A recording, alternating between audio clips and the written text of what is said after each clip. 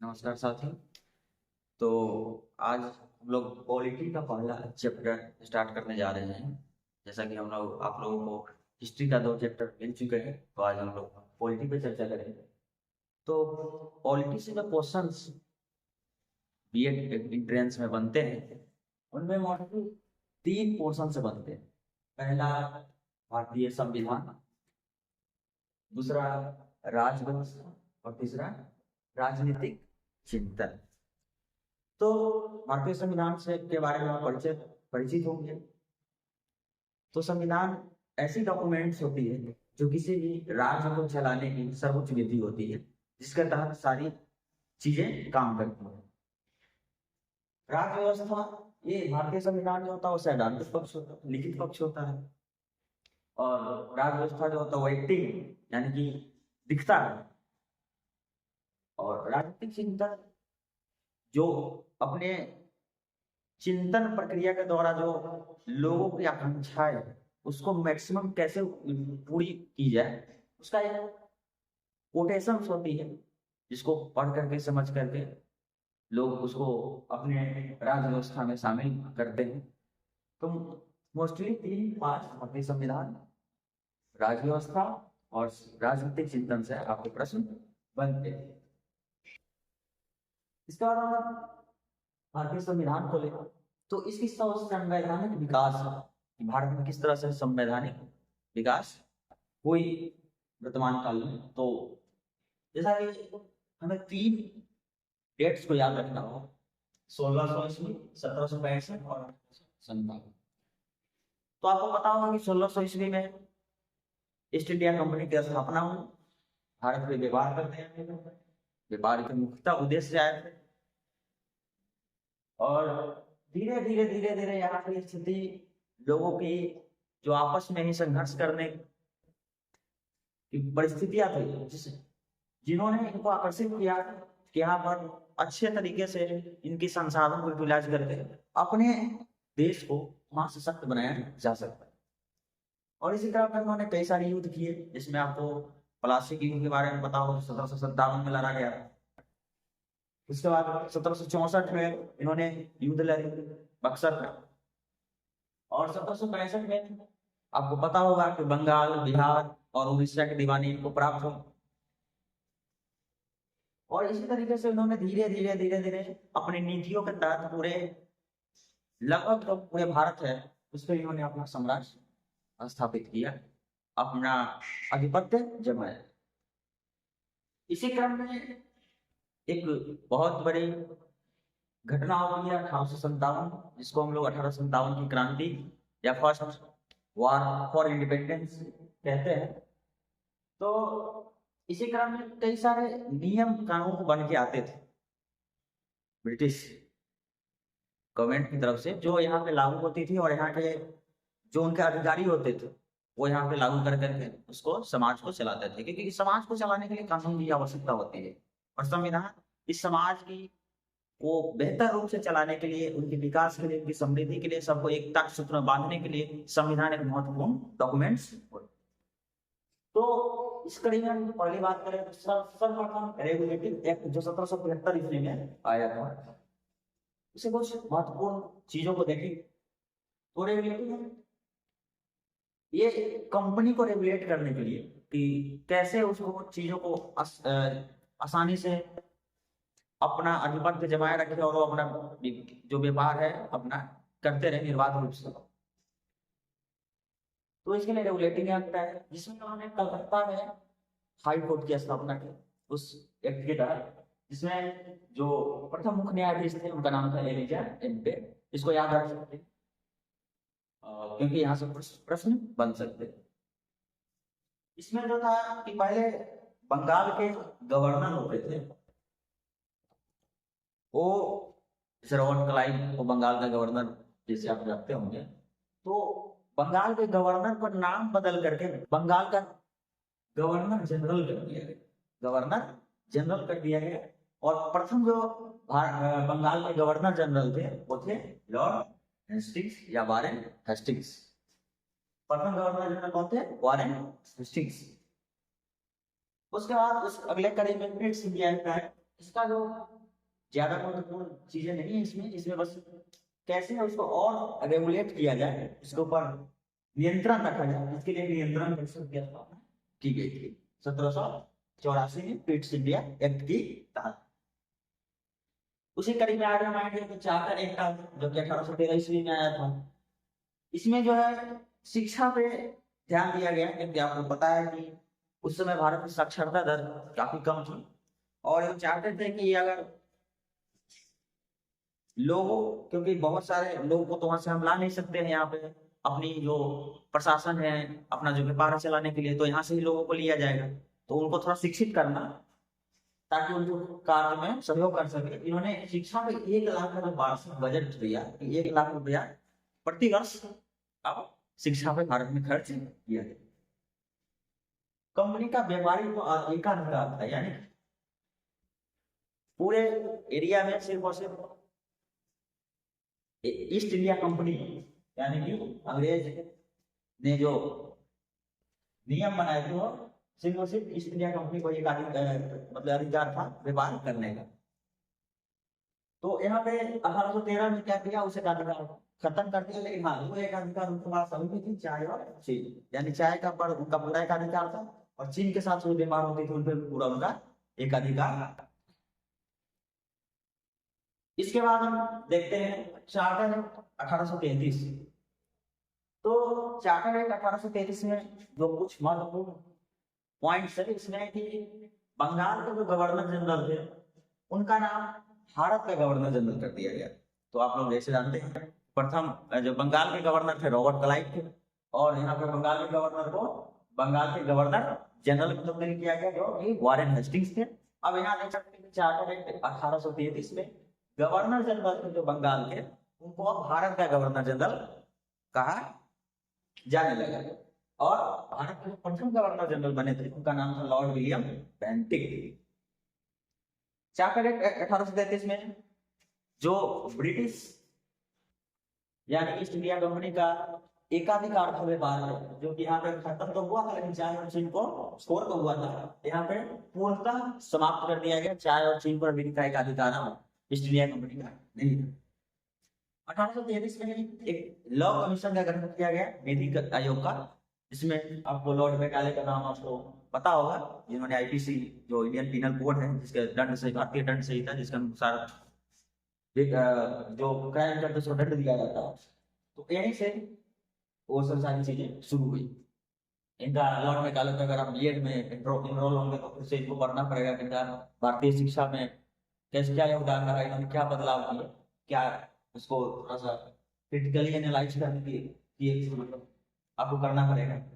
फिर इसी तरह हम आगे आएंगे तो चार्टर एक्ट 1853, इसमें क्या है चार्टर एक्ट 1853 में, इसमें सिविल सर्विस में खुली प्रतियोगिता हो गई, यानी कि सिविल सर्विस जो आईएएस उस समय की आईसीएस इंडियन सिविल सर्विस में जो पहले सिर्फ अंग्रेज चुनकर आते थे, अब खुली प्रतियोगिता हो गया, यानी कि अब इंडियन भी उस परीक्षा में भाग ले सकते थे और सिविल सर्वेंट्स बन सकते थे। और तो ईस्ट इंडिया कंपनी के दौरान इतनी सारी एक्ट्स पारित हुए। इसके बाद हम देखते हैं 1857 में बहुत बड़ी क्रांति होती है, लगभग ऐसी क्रांति जिसने पूरे अंग्रेजी सत्ता की नींव को हिला के रख दिया था। फिर उसके बाद ब्रिटिश साम्राज्य को समझ में आ जाती है कि यहाँ पे अगर शासन करना है तो अब इस तरह से नहीं चल पाएगा, तो फिर उन्होंने अपना जो शासन है वो ईस्ट इंडिया कंपनी से लेकर के ब्रिटिश ताज यानी क्राउन के हाथों में, वहां के जो राजा थे उनके हाथों में सौंप दिया गया। उसके बाद कुछ इंपोर्टेंट एक्ट्स है जिसमें आपको भारत शासन अधिनियम 1858, इसमें क्या है कि जो भारत की सत्ता थी यानी शासन जो कभी बागडोर था उसको कंपनी के हाथों से लेकर के ब्रिटिश ताज को सौंप दिया गया। यहाँ पे तो भारत के गवर्नर जनरल थे उसका नाम बदल करके भारत के वायसराय कर दिया गया। भारत के गवर्नर जनरल का नाम बदल करके भारत का वायसराय कर दिया गया, और एक राज सचिव का पद सृजित किया गया, जो कि वहाँ के बड़े अधिकारी होते थे जो आकर के वायसराय के मतलब कमिटी में सलाह देते थे, मशवरा देते थे, उनकी सहायता करते। उसके बाद भारत शासन अधिनियम 1861 है, इसमें बायस आपातकाल की स्थिति में या कुछ ऐसी परिस्थितियां आ जाए जहाँ पे उनको डायरेक्ट कुछ अपनी रूल्स निकाल लो, यानी कि अध्यादेश जारी करने का वहां पे मिल गया। ठीक है, तो भारत शासन अधिनियम 1861 से वायसराय को अध्यादेश जारी करने की शक्ति प्राप्त हुई। इसी कड़ी में जब आगे आएंगे तो हम भारत परिषद अधिनियम 1892 आया। इसमें जो है बजट जो भारतीयों के खर्च के लिए बनाई जाती थी, जो वहां से बनकर आती थी, उस पर बहस करने प्रश्न करने का अधिकार दिया गया भारतीय जो मेंबर्स होते थे उसे। तो बहस और प्रश्न करने का तो अधिकार दिया गया था, लेकिन उधर से जो आपको जवाब दिया जाएगा उन पे आप पूरा प्रश्न नहीं पूछ सकते थे, और या उस पर आप अपना मत यानी वोट नहीं दे सकते थे पारित करने के लिए। तो भारत परिषद अधिनियम 1892 में इतना है। इसके बाद भारत परिषद अधिनियम 1909 आया, जिसको मार्ले मिंटो सुधार अधिनियम के तहत से भी जाना जाता है। इसमें क्या है, मार्ले जैसे आपको पता है कि यहाँ पे राज्य सचिव हो गया, तो यहाँ पे मार्ले जो थे वो सचिव थे और मिंटो वायसराय थे। मिंटो इसके कार्यकाल में जो सबसे बड़ी इसके तहत कोई बदलाव वो ये थे कि पृथक निर्वाचन, यानी कि सांप्रदायिकता के आधार पे सांप्रदायिक निर्वाचन का जनक मिंटो को माना जाता है। तो इसके तहत क्या था कि मुसलमानों के लिए पृथक निर्वाचन की व्यवस्था की गई थी।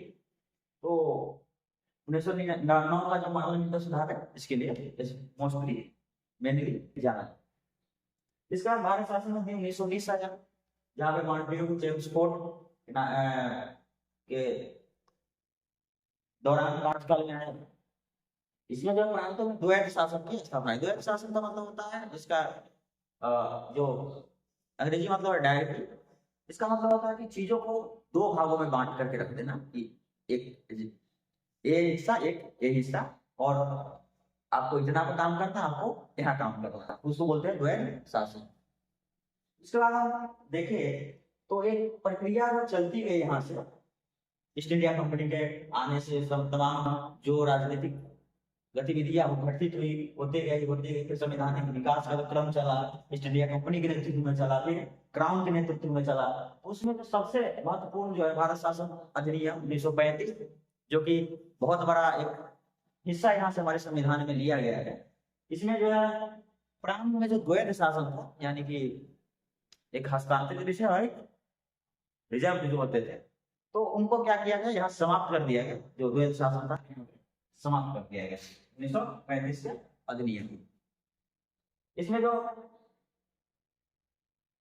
आरबीआई की स्थापना की, रिजर्व बैंक ऑफ इंडिया की स्थापना कब हुई, 1935 में भारत शासन अधिनियम के तहत। और संघीय न्यायालय यानी कि पूरे देश का एक न्यायालय होगा, उसका स्थापना यहाँ पे मतलब 1935 के भारत शासन अधिनियम के तहत किया गया। तो दोस्तों इसी कड़ी में बात करते हैं कि 1935 का अधिनियम के बाद क्रिप्स मिशन को भेजा गया था भारत, जो कि भारत की उस समय की स्थिति को हिसाब से क्या सही होगा इस पर चर्चा करने के लिए भेजा हुआ। इसमें यह प्रावधान किया गया था कि भारत को डोमेनियन स्टेटस का दर्जा दिया।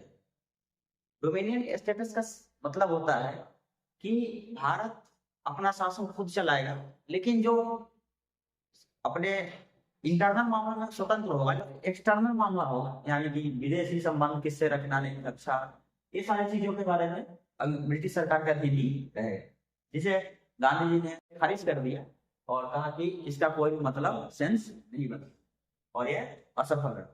इसके बाद इसी तरह से कैबिनेट मिशन आया 1946 में, जिसके आधार पर हमारा भारतीय संविधान का निर्माण हुआ। इसमें 3 सदस्य थे, पैट्रिक लॉरेंस, स्टेफर्ड क्रिप्स और एबी अलेक्जेंडर। तो इंपॉर्टेंट है, इसको याद रखने की जरूरत है। कैबिनेट मिशन के 3 सदस्य थे, कौन थे, पैट्रिक लॉरेंस, स्टेफर्ड क्रिप्स और एबी अलेक्जेंडर।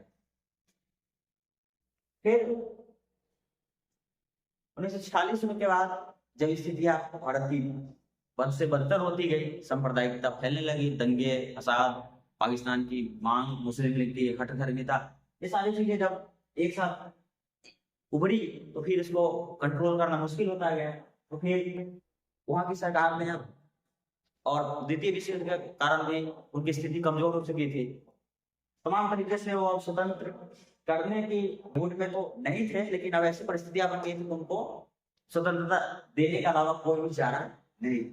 इसके अनुसार उन्होंने भारत स्वतंत्रता अधिनियम 1947 बनाए, और इसके तहत क्या हुआ कि भारत, जो कि एक बहुत हृदय विदारक घटना हुई कि भारत दो स्वतंत्र राष्ट्रों में बट गया, भारत और पाकिस्तान। और ये बनाया कि भारत स्वतंत्रता अधिनियम में दो राष्ट्र बनेंगे, भारत और पाकिस्तान, और उसका जो शासन है वो शासन 1935 के अनुसार ही चलाया जाएगा। एक फैक्ट्स और बनते हैं जो परीक्षा में पूछ लिए जाते हैं। पहला कि स्वतंत्र भारत के प्रथम वायसराय कौन है, तो आपको मालूम है कि जो प्रथम वायसराय थे लॉर्ड माउंटबेटन थे, जिन्होंने भारत विभाजन की योजना रखी, उसके तहत भारत का विभाजन हुआ। और तो प्रथम वायसराय थे, अगर आपसे पूछा जाए कि भारत के स्वतंत्र भारत के प्रथम वायसराय कौन थे, तो लॉर्ड माउंटबेटन थे। लेकिन अगर आपसे ये पूछा जाए कि स्वतंत्र भारत के प्रथम भारतीय वायसराय कौन थे, तो प्रथम जो भारतीय वायसराय बने वो सी राजगोपालाचारी है। तो आज के लेक्चर में हम लोग यहीं पे कंप्लीट करते हैं। तो हम लोगों ने क्या क्या समझा कि 3 पोर्शन से प्रश्न बनते हैं, भारतीय संविधान से, राज्य व्यवस्था से कैसे वर्क करता है, और राजनीतिक जो चिंतन है चाहे वो वेस्टर्न हो या इंडियन हो, वहां से प्रश्न बनते हैं। तो हम लोगों ने भारतीय संविधान का जो संवैधानिक अंग्रेजी काल में जो विकास है, जो ईस्ट इंडिया कंपनी से लेकर क्राउन यानी 1773 से लेकर 1947 तक जो भी चीजें थी हमने इस वीडियो में कवर करने का कम समय में परीक्षा के दृष्टिकोण से, क्योंकि आप लोगों के पास समय भी कम है, तो उसको मैंने कवर करने का प्रयास किया है। अब ये लेक्चर से बहुत जल्द हम आप लोगों के साथ मिलेंगे कि भारतीय संविधान का निर्माण एवं उसकी विशेषता, तब तक आप उसको पढ़ सकते हैं।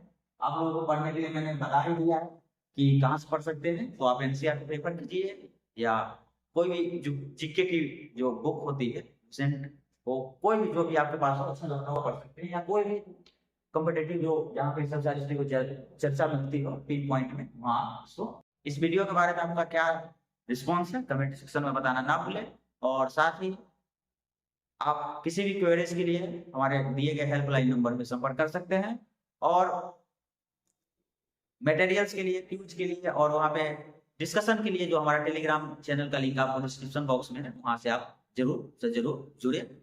तो आज के लिए इतना ही, धन्यवाद।